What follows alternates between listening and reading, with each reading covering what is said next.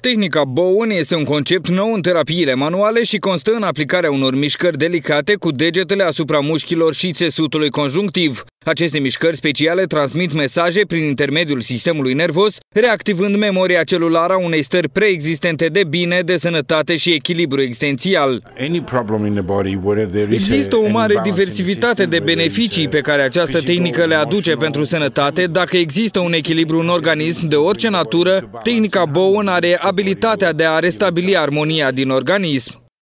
Terapia Bowen este utilă și copiilor și pensionarilor. Ea oferă alinare sportivilor, dar și femeilor însărcinate sau persoanelor cu dizabilități. Rezultatele sunt spectaculoase în probleme articulare, dezechilibre ale organelor interne, stres și oboseală cronică.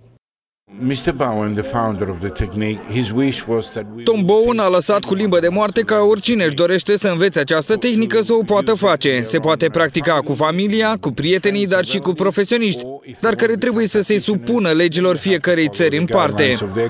Spre deosebire de alte tehnici, terapia Bowen nu folosește manipulări în forță. Terapeutul doar îndeamnă corpul să se auto-vindece în propriul ritm și limite.